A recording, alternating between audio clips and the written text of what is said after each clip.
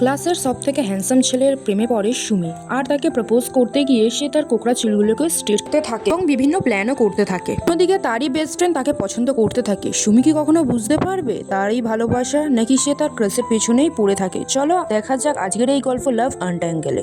গল্পের শুরুতে আমাদের নায়িকার ছোটবেলার দৃশ্য দেখানো হয়, যেখানে কিনা একটি ছেলে তাকে কবরস্থানের মধ্যে প্রপোজ করে। যেহেতু ছেলেটি তার কাজিন ছিল, যে কারণে তাকে ছেড়ে দিতে হয় এবং এতে সে প্রচুর দুঃখও পেয়েছিল।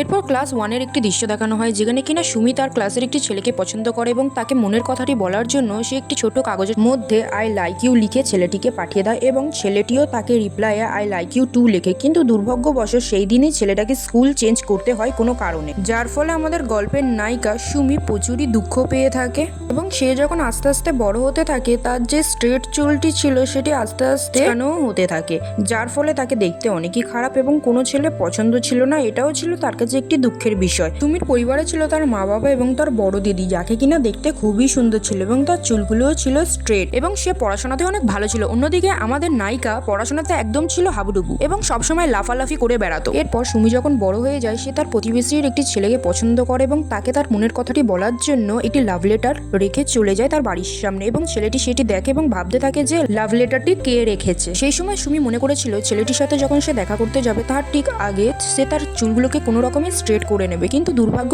ছিল যে তার বড় দিদি সেখানে চলে আসে এবং ছেলেটি মনে করেছে হয়তো এই মেয়েটিই আমাকে পছন্দ করে, যার ফলে তাদের মধ্যে একটি সম্পর্ক গড়ে ওঠে এবং সুমি তারপর থেকে প্রচুরই কষ্ট পেয়েছিল এবং সে সিদ্ধান্ত নিয়েছিল সে আর কোনো ছেলেকে পছন্দ করবে না, যাই হোক না কেন। এরপর আমাদের একটি সমুদ্র দৃশ্য দেখানো হয়, যেখানে কিনা একটি হ্যান্ডসাম ছেলে সুইম করছিল এবং তাকে দেখছিল আমাদের গল্পের নায়িকা সুমি। সুমি যেন একেবারে ছেলেটিকে দেখে মুগ্ধ হয়ে যায় এবং সে ভাবতে থাকে কখনো কি কোনো ছেলেকে পছন্দ না করে থাকতে পারবে। এরপর সুমি তার স্কুলের জন্য তৈরি হতে থাকে। পাশ থেকে একটি গানের টেপ রেকর্ডার নিয়ে চলে যায় তার দিদি এবং সে যখন তার মাকে এই কথাটি বলে তখন তার মা উত্তরে বলে যে এখন তার দিদির দরকার, কারণ সে পড়াশোনার জন্য সেটি লাগবে। মন খারাপ হয়ে যায় এবং সে তার বাবাকে বলে যে আমাকে একটি টেপ রেকর্ডারও কিনে দিতে পারবেন না এবং আমার চুলটাও স্ট্রেট করা তোমরা কিছু ভাবছো না। আসলে সুমি তার এই কোকড়ানো চুলটি পেয়েছিল তারই বাবারই থেকে। এরপর তার বন্ধুগুলো তার বাড়ির সামনে আসে তাকে নিয়ে যাওয়ার জন্য। এখন সুমি তাড়াতাড়ি করে বাইরে বেরিয়ে গিয়ে তাদের সাথে দেখা করে। তার বান্ধবীরা তখন তাকে তার বড় বোনের কথাটি বলতে থাকে যে তার বড় বোন আগের বছরের মতন এবারও স্কুলের মধ্যে টপ করেছে। এটি শুনে সুমির একটুও ভালো লাগে না এবং সুমি তাদেরকে বলে যে এই বিষয়ে তারা না যেন ওর সাথে আর কথা বলে। এরপর তাদের মধ্যে একটি বান্ধবী সুমিকে বলে যে ও একটি সমস্যাতে পড়ে আছে। তার ডেস্কমেট, যে কিনা তাদের সবার বন্ধু, তাকে সে বন্ধু হিসাবে পছন্দ করে, কিন্তু সেই ছেলেটি এতই বকবক করে যে তার আর ভালো লাগে না এবং সে বলে যে সুমি যেন তার কাছে বসে, কারণ সেই ছেলেটি প্রচুরই বকবক করে এবং তার বকবক থামানো যায় না। এই সব নানা রকম গল্পের মধ্যে দিয়ে তারা চলতে থাকে এবং পথে সেই ছেলে বন্ধুটির সাথে তাদের দেখা হয় এবং তারা তাকে দেখে দৌড়ে পালিয়ে যায় স্কুলের মধ্যে। এরপর সবাই একসাথে মিলিত হয়। এরপর আমরা দেখতে পাই সেই ছেলেটি, যেই ছেলেটি কিনা সেই দিন সুইম করছিল, সে স্কুলের মধ্যে এসেছে, অর্থাৎ সেই ছেলেটি আগে থেকে স্কুলের মধ্যেই পড়তো। এবং একটা আশ্চর্যের ব্যাপার হলো ছেলেটি সুমিকে দেখে হাইও জানো। এটি দেখে সুমির বন্ধুরা তো অবাকই হয়ে যায় এবং তাকে জিজ্ঞাসা করতে থাকে ছেলেটি তাকে হাই কেন জানালো এবং কিভাবে তাদের দেখা হলো। সুমি উত্তরে জানায় যে কাল স্কুল শেষে সে সমুদ্রের পাড়ে গিয়েছিল এবং সেখানে ছেলেটির সাথে দেখা হয়েছিল, এতটুকুই জাস্ট। তখনই আমাদের আগের দিনের দৃশ্য দেখানো হয়। ছেলেটি যেখানে সুইমিং করতে গিয়েছিল সেখানে সেও যেত, কিন্তু তাদের আগে কখনো দেখা হয়নি। কিন্তু সেই দিন সুমি সুইমিং করতে করতে তাদের সঙ্গে দেখা হয়ে যায়। পাশে থাকা স্কুল ইউনিফর্মটি রাখা দেখতে পাই এবং তখনই তার সামনে দিয়ে ছেলেটির জলের মধ্যে দিয়ে উঠে আসে। সুমি তখন এক দৃষ্টিতে ছেলেটির দিকে তাকিয়ে থাকে। এই কথাটি শুনে তার বান্ধবীরা তাকে বলতে থাকে যে কতই না রোমান্টিক ভাবে তাদের দেখা হয়েছে। এরপর দেখা যায় তারা বেশ খুশি মনে স্কুলের ভেতরে যায়। তখনই দেখানো হয় যে আজ সব স্টুডেন্টদের মধ্যে 100 জনকে সিলেক্ট করা হবে। সে 100 জনের মধ্যে যাদের নাম থাকবে তারা স্পেশাল স্টাডি রুমের অ্যাক্সেস পাবে, অর্থাৎ তাদেরকে আলাদাভাবে পড়াশোনা করানো হবে, কারণ তারা হলো ব্রিলিয়েন্ট স্টুডেন্ট। তাছাড়া সবাই মনে করে স্পেশাল স্টাডি রুমে কেউ যদি কাউকে প্রপোজ করে সে তাকে রিজেক্ট করবে না। এবং সবাই যখন নিজেদের নাম দেখতে যায় তখন সুমি দেখতে পাচ্ছিল না সেই ছেলেটির নাম, যেই ছেলেটিকে সুমি পছন্দ করে। এখানে আপনাদের বলে দিই ছেলেটির নাম রাইয়ান। এবং তার কিছুক্ষণ পরে দেখা মাত্র সুমি দেখতে পায় লিস্টের মধ্যে ছেলেটির নাম আছে, অর্থাৎ সুমির মন প্রচুরই খারাপ হয়ে যায়, কারণ সুমি এটা বুঝতে পারে যে লিস্টে নাম আছে, অর্থাৎ রাইয়ান তাদের সাথে আর ক্লাস করবে না, সে যাবে স্পেশাল স্টাডি রুমে। আর এই নিয়ে সে ভাবতে থাকে পুরো ক্লাসটা। আর তার ছেলে বন্ধুটি তার পাশে বকবক করেই যায়। সুমি বিরক্তি হয়ে তাকে বলে তুমি একটু দয়া করে চুপ করো। তার মধ্যেই চলে আসছে ক্লাসের মধ্যে টিচার এবং তাদের সবাইকে বলতে থাকে, টিচার তাদের সবাইকে বলে যে তোমাদের জন্য একটি ব্যাড নিউজ আছে। সেটি হলো আগের বছর ঘূর্ণিঝড়ের কারণে যে স্কুল ট্রিপটি ক্যান্সেল করা হয়েছিল সেটি এবছর এক্সিট করা হবে। এটি শুনে ক্লাসের সব বাচ্চারা প্রচুর আনন্দ হয়ে যায় এবং তারা উত্তেজিত হয়ে চেঁচামেচি করতে থাকে এবং টিচার তাদেরকে চুপ করতেও বলে, কিন্তু তারা তো টিচারের কথা শোনেই না, কারণ তারা সবাই প্রচুরই খুশি হয়েছিল। এরপর টিফিন টাইম হয়ে যায়। সুমি এবং তার বন্ধুরা মিলে রায়ানের খেলা দেখে এবং সুমি সেখানে নোটিস করে যে তার সাথে সাথে আরো অনেক মেয়েরা রায়ানের খেলা দেখছে। এটি দেখে সুমির একটু রাগও হয় এবং সুমি ভাবতে থাকে যে রায়ানের নজরে আসতে গেলে তাকে কিছু একটা করতে হবে। তাই সে টিফিনের সময় ক্যাফেটেরিয়াতে যায় এবং সেখানে গিয়ে একটি জুসের বোতল কেনে, যার মধ্যে সুমির নামের প্রথম অক্ষর এবং শেষ অক্ষরটি লিখে রাখে এবং সেখানে ক্যাফেটেরিয়ার মহিলাটিকে বলে যে এটি রায়ান নামের একটি ছেলেকে দিও। কিন্তু সেই মহিলাটি সুমিকে বলে তোমার আগে 15 জনের মতন মেয়ে রায়ান নামের ছেলের জন্য এরকম অনেকই করে রেখেছে। এটি দেখে সুমির ভালো লাগে না এবং সুমি সেই বোতলটি খেতে খেতে বাইরে বেরিয়ে আসে এবং সে লক্ষ্য করে রিকা নামের একটি মেয়ে, তারও হাতে আছে ওই সেম বোতল যার মধ্যে নামের প্রথম এবং শেষ অক্ষরটি লেখা আছে। এবং এখানে সুমির বুঝতে একটু দেরি হয় না যে রিকাও রায়ানকে পছন্দ করে এবং সুমি মনে করে যে রায়ানকে ইমপ্রেস করার জন্য তাকে অন্য কিছু করতে হবে, যার মানে সুমির কম্পিটিশন বেড়ে গেল। পরদিন স্কুলের শেষে সেই সমুদ্রের পার্টি দেখানো হয়, যেখানে কিনা সুমি রায়ানের সামনে আসার জন্য সে তার স্কুল ইউনিফর্মটি সুন্দরভাবে গুছিয়ে থাকে এবং তার নেম ট্যাগটি তার উপরে রেখে দেয় এবং রেখে সে সুইম করতে চলে যায় এবং সেখানে রায়ান তো আসেই না, তার বদলে একটি অন্য ছেলে আসে এবং সে সুমির ওই ইউনিফর্ম এবং নেম ট্যাগটিও দেখে। সুমির ইউনিফর্মটি জলের মধ্যে পড়ে যায় এবং ছেলেটি যখন সুমির ইউনিফর্মটি তুলতে যায় তখন সে ভুল করে স্লিপ খেয়ে পড়ে যায় এবং সে পড়ে যাওয়ার আওয়াজটি শুনে সুমি তাড়াতাড়ি করে এসে ছেলেটিকে বাঁচায়, কারণ ছেলেটি সাঁতার কাটতে জানে না। এবং সুমি তার ইউনিফর্মটিকে এনে ছেলেটিকে বলে যে তুমি যেখানে সাঁতার জানো না তাহলে এখানে কি করছো। ছেলেটি তখন অবাক ভাবে সুমির দিকে তাকিয়ে থাকে আর চুপ করে থাকে। এবং পরদিন ক্লাসের মধ্যে টিচার আসে এবং বলে যে আজ একটি নতুন স্টুডেন্ট আসছে। যেই স্টুডেন্টটি সেই ছেলেটি, অর্থাৎ যাকে আগের দিন সুমি বাঁচিয়েছিল জলের হাত থেকে। ছেলেটি নিজের পরিচয় দিল যে আমার নাম জিকো। সুমি সেখানে লক্ষ্য করে যে তার পা ভেঙে গেছে, অর্থাৎ সুমির বুঝতে আর লেট হয় না যে আগের দিনের কারণেই তার পাটি ভেঙে গেছে এবং সে ক্লাসের মধ্যে এসে সব থেকে লাস্টের একটি সিটে বসে যায় এবং সেখান থেকে টিচারও চলে যায়। সুমি তখন তার কাছে যায় এবং বলে যে আমাদের আবারও দেখা হয়ে গেল। এটাতে ছেলেটা সুমিকে কোনোই রিয়াকশন দেয় না এবং চুপ করে থাকে। সুমি এটাও কোনো মাইন্ড করলো না এবং সুমির বন্ধুরা তার কাছে এসে বলে এই ছেলেটি 1 ইয়ার গ্যাপ দিয়েছে, অর্থাৎ এখন তার উঁচু ক্লাসের সিনিয়রদের সাথে পড়ার কথা। পরদিন সুমি এবং সুমির বন্ধুরা যখন স্কুলে আসে তখন দেখতে পায় যে জিকোর হাতে দুটো ব্যাগ আছে। তারপর তাকে তার ভাঙা পায়ের জন্য স্টিক নিয়ে চলতে হচ্ছে, তার সাথে সাথে বৃষ্টির জন্য ছাতাও ধরতে হচ্ছে। এই সব দেখে সুমি তাড়াতাড়ি করে তার কাছে আসে এবং তার ছাতাটি ধরতে সাহায্য করে এবং এটি টিচার দেখে সুমির প্রশংসা করতে থাকে। এরপর টিফিন টাইম দেখানো হয়, যেখানে কিনা জিকো একাই টিফিন করতে দেখে। এটি দেখে সুমির খারাপ লাগে, তাই সুমি তার সব বন্ধুদের নিয়ে সেখানে চলে আসে জিকোর সাথে টিফিন করার জন্য এবং তারা নানা রকম কথোপকথন বলতে থাকে। তার মধ্যিখানে সুমি বলে যে তাকে ডুবে যাওয়ার হাত থেকে বাঁচিয়েছে এবং এটি তার বন্ধুরা শুনে তাকে বলতে থাকে তাহলে আমাদের সবাইকে একটি আইসক্রিম তো খাওয়ানো উচিত। সবাই যখন বলতে থাকে তখন জিকো বাধ্য হয়ে তাদের সবাইকে একটি করে আইসক্রিম খাওয়ায়। এরপর সবাই যখন আইসক্রিম খাচ্ছিল তখন সুমির বন্ধুরা তাকে জিজ্ঞাসা করে যে তার নেম ট্যাগটি কোথায়। সুমি তখন বলে তার নেম ট্যাগ হয়তো হারিয়ে গেছে। তখন আমরা দেখতে পাই যে জিকোর কাছে সুমির নেম ট্যাগটি আছে, তবে জিকো এই ব্যাপারটা তাদেরকে কিছুই বলে না। সুমির বন্ধুরা তখন বলতে থাকে যে কেউ যদি কাউকে পছন্দ করে তাহলে তার নেম ট্যাগটি নিজের কাছে রেখে দেয়।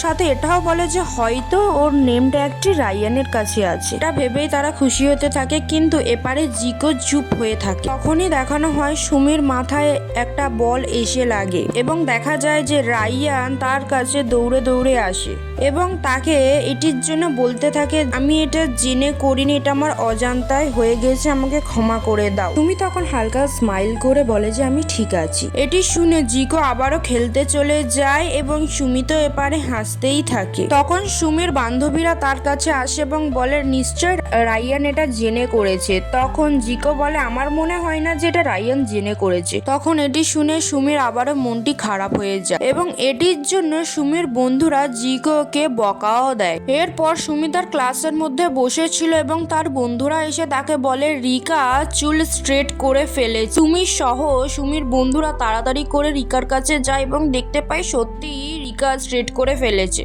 এবং সুমি তার কানের কাছে এসে ফুসফুস করে বলতে থাকে যে সে এই চুলটি কোথা থেকে এবং তার করতে কত টাকা খরচ নিয়েছে এবং সে উত্তরে জানায় যে এটি বিউটি পার্লার থেকে করেছে এবং এটি করতে তার মোট খরচ 20,000 টাকা হয়েছে। এটি শুনে সুমির মন খারাপ হয়ে যায়, কারণ তার কাছে এত টাকা ছিল না। তবুও সে ওই বিউটি পার্লারের সামনে গিয়ে দাঁড়িয়ে থাকে। এখন এই বিউটি পার্লারের ভেতর থেকে ওনার আসে এবং তখনই সুমি তার কাছে জিজ্ঞাসা করতে থাকে যে কত কি খরচ হবে এবং স্ট্রেট করালে তাকে কতটা সুন্দর দেখাবে। তারপর সে বাড়ি এসে চারিদিক থেকে যত যা টাকা ছিল তার কাছে সব এক জায়গায় জমা করতে থাকে এবং জমা করে সে দেখে 20,000-এর ধারে কাছেও টাকা জমা করতে পারছে না।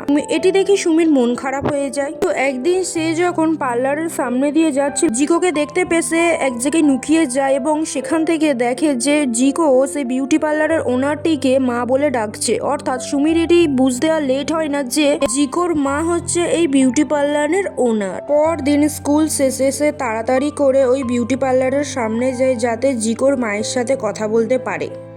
এই পরিকল্পনার মতেই সে জিকোর সাথে দেখা করে এবং তাকে জিজ্ঞাসা করে যে সে এই বিউটি পার্লারের এখানে কি করছে এবং জিকো উত্তরে বলে যে এই বিউটি পার্লারটি তার মায়ের এবং সে এটি শুনে অনেকে খুশি হয়ে যায়। আর সুমি এমনই আবভাব করছিল যে সে কিছুই জানে না। তখন সে জিকোর হাত ধরে তাড়াতাড়ি ভেতরে ঢুকে পড়ে এবং তার মায়ের সাথে কথা বলতে থাকে এবং সুমি তার মায়ের সাথে কথা বলতে বলতে সেদিনেরও কথাটা বলে যে সুমি কিভাবে তার ছেলেকে বাঁচিয়েছে জলের হাত থেকে।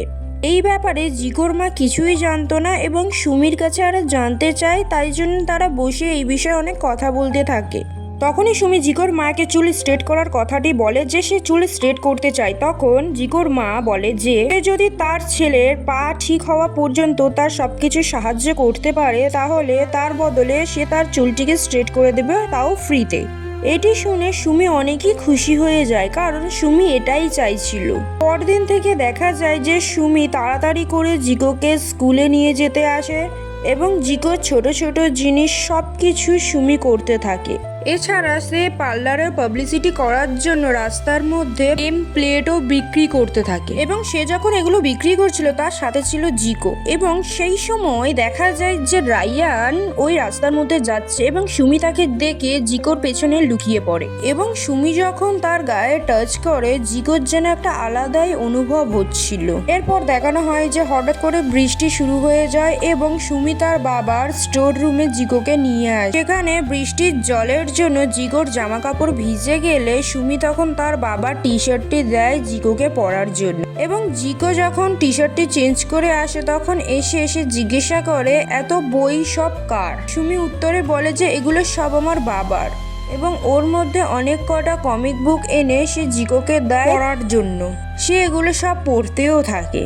এরপর সুমি স্টোর রুমে সিক্রেট কোডটি জিকোকে বলে দেয় এবং জিকো যাতে ভুলে না যায় সেজন্য সে তার হাতেও লিখে দেয়। কথা বলতে বলতে জিকোকে বলে যে তার এবং তার বাবার বন্ডিং খুবই ভালো। এটি শুনে জিকোর মনটি তখন খারাপ হয়ে যায়। পরদিন দেখা যায় জিকো সহ তার সব বন্ধুদেরকে ক্লাসের মধ্যে রেখে দেয়। এরপর তাদেরকে বলে যে স্পেশাল স্টাডি রুমে রায়ানকে প্রপোজ করবে, এজন্য তাদেরকে অনেক রেনেজ পেপারের মাধ্যমে বানাতে হবে। এটা হলো একটি কাগজ দিয়ে বানানো ছোট ছোট বল। আসলে টিনেজার্সরা মনে করে যে কারোকে প্রপোজ করার আগে যদি এই কাগজের ছোট ছোট বল অনেক করে বানানো হয় তাহলে তার প্রপোজার অ্যাকসেপ্ট হওয়ার চান্স অনেকই বেশি থাকে। এরপর তারা সবাই এটি বানাতে থাকে, কিন্তু এর মধ্যে জিকো ওই কাগজের ছোট ছোট বল বানায় না, কারণ ওর এইসবের মধ্যে কোনো ইন্টারেস্ট থাকে না। এখন এই সুমি তাকে ইমোশনালি ব্ল্যাকমেল করতে থাকে যে হ্যাঁ ও আর কেনই করবে, আমি ওকে জলে ডুবে যাওয়ার হাত থেকে বাঁচালাম আর ও এটার এই পরিশোধ দিল। এটি শুনে জিকো তাড়াতাড়ি করে আসে এবং সেটি বানাতে থাকে। এরপর কিছুদিন কেটে যায়। জিকো আরো বেশি বেশি করে সুমি এবং তার বন্ধুদের সাথে মিশতে থাকে। তাছাড়া জিকোর মনে সুমির জন্য কিছু ফিলিংসও তৈরি হতে দেখা যায়। সে সবসময় আড়াল থেকে সুমিকে দেখতো এবং সুমির বাচ্চাদের মতন বিহেভিয়ার করা তার ভালো লাগতে শুরু করে। তাছাড়া ওই কাগজের বল বানানো শিখে সুমি এবং সুমির বন্ধুদের তুলনায় অনেক বেশি বেশি করে দিতে থাকে। এরপর দেখানো হয় সুমিকে একদিনের জন্য কারোর জায়গায় স্পেশাল স্টাডি রুমের অ্যাক্সেস পেতে হবে। সুমি একটি ছেলেকে জানতো, সে সেই ছেলেটির কাছে যায় এবং বলতে থাকে সে যেন একদিনের জন্য স্পেশাল স্টাডি রুমের অ্যাক্সেসটি তাকে দেয়।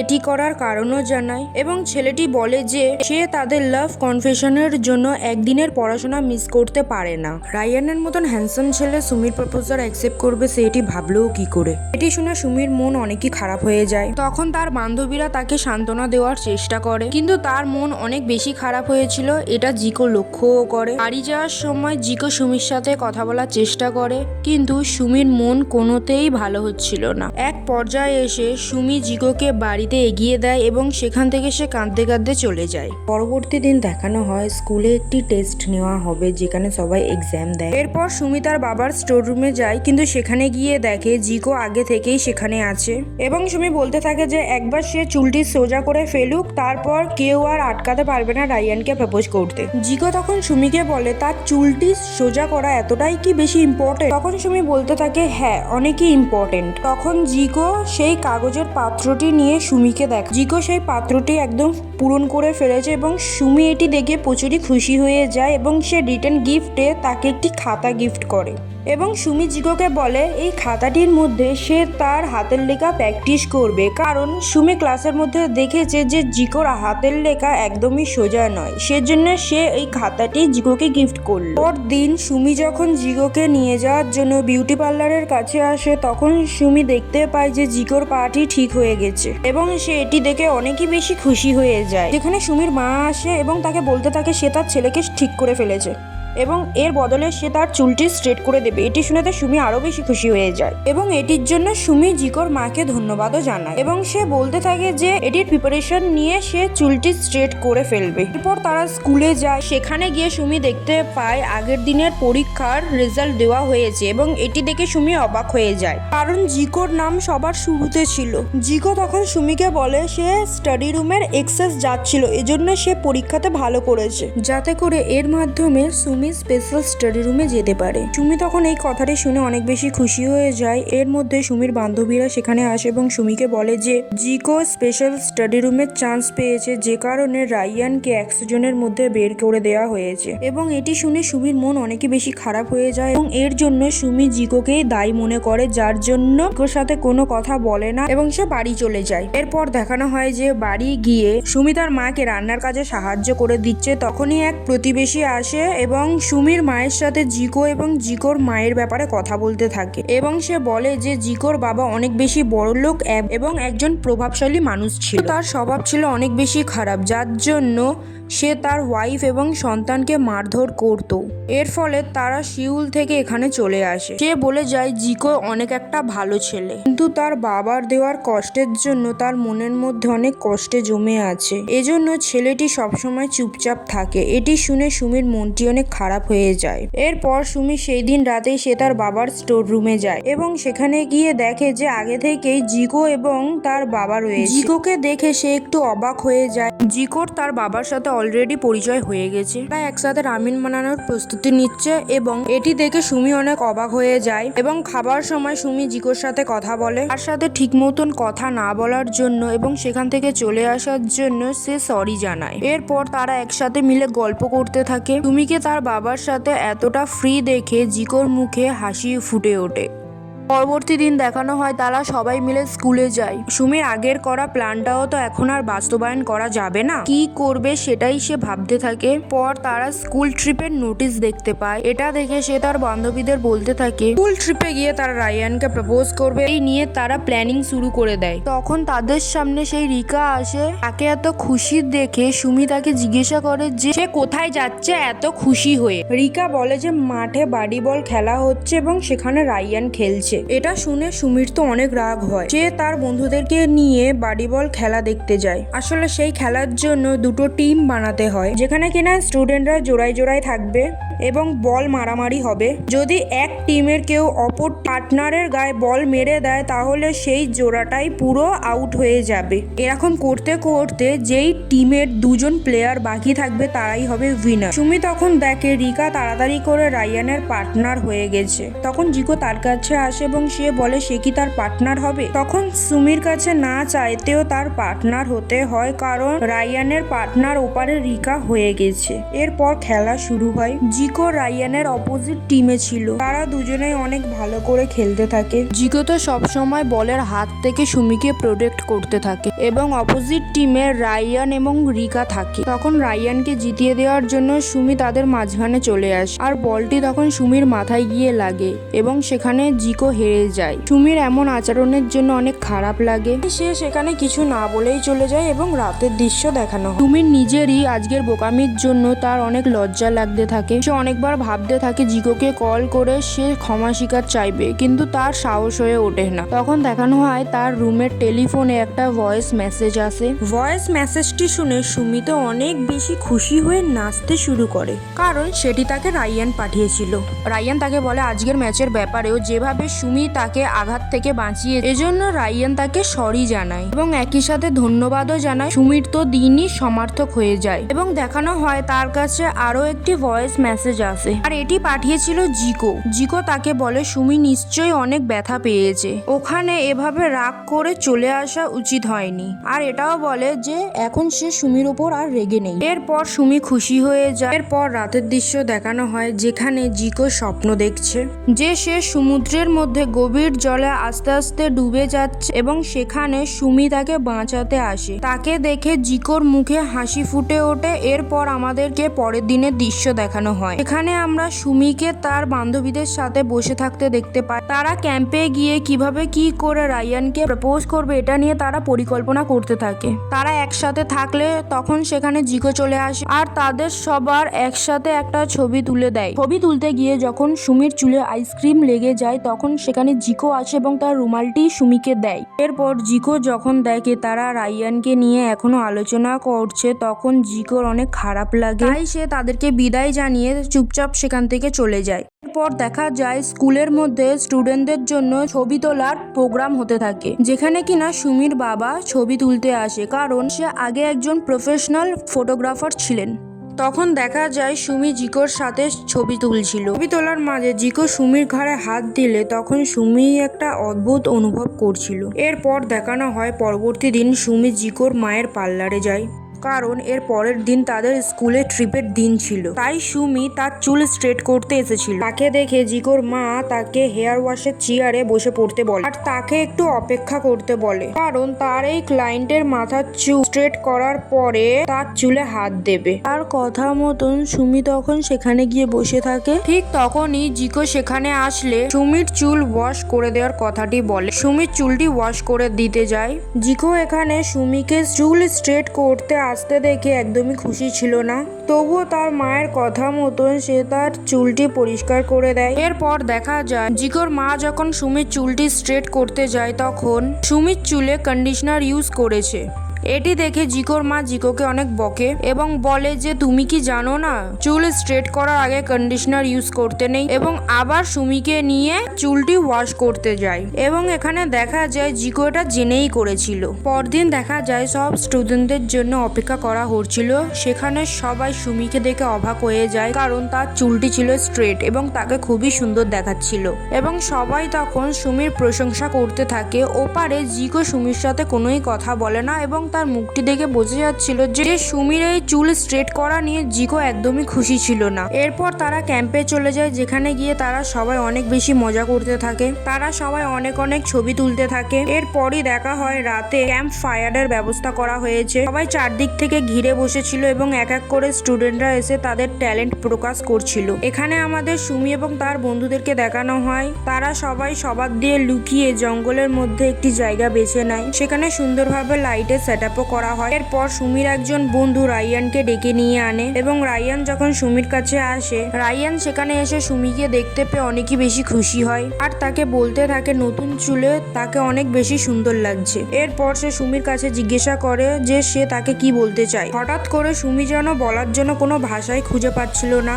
এবং সে তখন জিকোর দিকে তাকায়। তাদেরকে একসাথে কথা বলতে দেখে জিকো সেখান থেকে চলে যায়, কারণ তার মন প্রচুরই খারাপ হচ্ছিল। তখন রায়ানকে বলতে থাকে সে তাকে অনেকই বেশি পছন্দ করত, কিন্তু এখন যখন সে তার সামনে দাঁড়িয়ে আছে সে এখন অন্যজনের কথা ভাবছে। কেউ যদি আমাকে অনেকই পছন্দ করে তাহলে সে কি আমার চুল দেখে পছন্দ করবে নাকি আমার রূপ দেখে পছন্দ করবে, এবং সে বলে আমরা একটি ভালো বন্ধু হয়ে থাকবো, এর থেকে বেশি কিছু না। এবং তারা দুজনাই হাসি মুখে ওখান থেকে চলে আসে এবং তারা স্টুডেন্টদের মাঝে ফের ব্যাক করে এসে বসে। সুমি দেখতে পায় যে জিকো মন খারাপ করে বসে আছে, তার সাথে কোনো কথা বলছে না এবং সুমির বন্ধুরা তাকে জিজ্ঞাসা করে যে রায়ানের ব্যাপারটা কি হলো। তখন সুমি কিছু না বলে ওখানে চুপ থাকে এবং বলে যে এই ব্যাপারটা আমি তোদেরকে পরে বলবো, কারণ সুমি চাইতো না যে সে তার বন্ধুদেরকে এই ব্যাপারে কিছু বলে তাদেরকে কষ্ট দিক, কারণ তারা অনেক দিন ধরে এই বিষয়ে অনেক কিছু প্ল্যান করছিল। পরবর্তী দিন দেখানো হয় যে তারা সবাই বাসে করে আবার চলে আসে এবং এর মধ্যে জিকো একদমই সুমির সাথে কোনো কথা বলেনি। তারপর দেখানো হয় একদিন রাতে সুমি তার বাবার স্টোর রুমে পড়াশোনা করছিল, কারণ সামনেই তাদের পরীক্ষা ছিল। এটা হলো কলেজের অ্যাডমিশনের পরীক্ষা, যেটা কিনা জিকো এবছর দেবে না বলে সিদ্ধান্ত নিয়েছিল, কারণ তার বাবার ট্রমা এখনো পর্যন্ত জিকোর মধ্যে রয়েছে। যেখানে জিকো বাইরে দাঁড়িয়েছিল এবং তার ভেতরে যাওয়ার কোনো সাহস হচ্ছিল না। কিছুক্ষণ পরে জিকো অনেকটা সাহস জুগিয়ে ভেতরে ঢোকে। তখন সেখানে জিকোকে দেখে সুমি অনেকই বেশি খুশি হয়ে যায়, কিন্তু সুমি তখন কোনোই এরকম খুশির এক্সপ্রেশন দেয় না এবং সুমি জিকোকে বলতে থাকে সে একটা নতুন কমিক বুক এনেছে যেটা জিকো যেন পড়ে নয়, এবং জিকো সেটা চুপচাপ পড়তে শুরু করে। সে সময় সুমি হঠাৎ করে জিকোকে জিজ্ঞাসা করে যে রায়ানের ব্যাপারটা কি হলো, যে সে জিজ্ঞাসা করবে না। সুমির এরকম জিজ্ঞাসা করাতে তখন জিকো বলে যে হ্যাঁ বলো কি হয়েছে। তখন সুমি বলে যে আমি রায়ানকে প্রপোজ করিনি। এটি শুনে জিকো অনেকই খুশি হয়ে যায়। তখন সে এক্সাইটেড হয়ে সুমিকে জিজ্ঞাসা করে যে কেন সে তাকে প্রপোজ করলো না, এবং সুমি তার উত্তরে জানায় যে এখন তাকে পড়াশোনা করতে হবে, এইসব করলে তার পড়াশোনা হবে না। এবারে জিকো মনে মনে অনেক বেশি খুশি হয়ে যায়।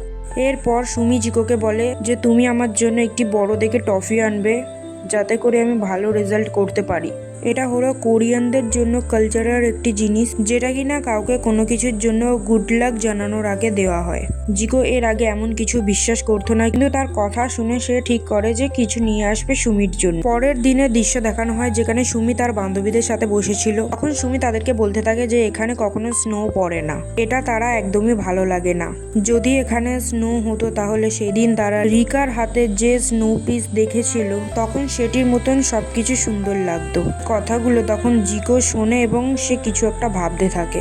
এরপর স্কুল ছুটি হলে দেখা যায় যে জিকো রিকার সাথে কথা বলছে এবং এটি সুমি দেখে, যেটা কিনা তার একটুও ভালো লাগে না। এরপর রাতে দেখানো হয় যে জিকো সুমির জন্য অনেক বড় একটা টফি কিনে এনেছে, যেমনটা সুমি তার কাছে চেয়েছিল। এরপর রাতে সে সুমির সাথে দেখা করে তাকে সেটা দিয়ে আসে। এরপর জিকো যখন সেখান থেকে চলে যাচ্ছিল তখন সুমি তাকে ডাকে এবং জিজ্ঞাসা করে যে সে রিকার সাথে রিলেশনে আছে নাকি, কারণ আজ সে তাদেরকে একসাথে কথা বলতে দেখেছে। এমন জেলাসি দেখে জিকোর অনেকটাই বেশ ভালো লাগে। তখন সে সুমিকে টিস করে বলে যে সে রিকার সাথে রিলেশনে নেই, কিন্তু সে কি এখন কোনো ফ্রেন্ডের সাথে কথাও বলবে না।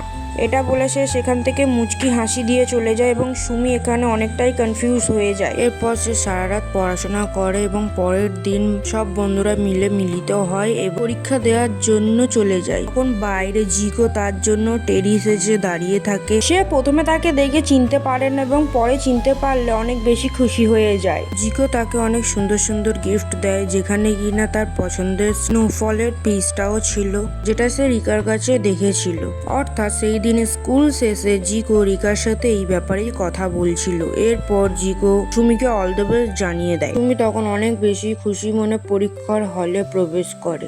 পরীক্ষা দিয়ে আসার পরেও সুমি শুধুমাত্র জিকোর কথাই ভাবতে থাকে আর তার দেওয়া সেই শোপিসটার দিকেই সে তাকিয়ে থাকে। স্কুল শেষে সুমি সব সময় তার বন্ধুদের সাথে যেত, কিন্তু আজ সে একা একাই যেতে শুরু করে। কিছুক্ষণ পরে তার বন্ধুরা খেয়াল করে যে জিকো সুমির দিকেই যাচ্ছে। সুমির বন্ধুরা তখন আড়াল থেকে তাদেরকে দেখে অনেক বেশি খুশি হয়ে যায়। এদিকে দেখানো হয় সুমি এবং জিকো দুজনাই ব্লাশ করছে। এটি হাঁটতে হাঁটতে তারা বাড়ি ফিরে আসে, কিন্তু সে সময় জিকো সুমিকে বলে যে সে তার সাথে আরো বেশি টাইম স্পেন্ড করতে চায়। এই জন্য তারা সমুদ্রের পাড়ে যায় এবং আরো টাইম স্পেন্ড করে এবং তারা দুজনে সারাদিন অনেক এনজয় করে, কথা বলে এবং তারা দুজনে তাদের মনের কথা বলতে থাকে। এবারে জিকো বলতে থাকে তার বাবার সম্পর্কে, সে সবকিছুই বলতে থাকে এবং সে সময় বলে সুমি যে আমি সবকিছুই জানি। এবং হঠাৎ করে দেখা যায় জিকো তার কাছ থেকে নেম ট্যাগটি বের করে, যেটা কিনা সুমির। অর্থাৎ এখান থেকেই বোঝা যাচ্ছে যে জিকো প্রথম দিন থেকেই সুমিকে ভালোবেসে ফেলেছে। আর আজ সে সুমিকে জানায় যে সে অনেক বেশি পছন্দ করে সুমিকে। সুমি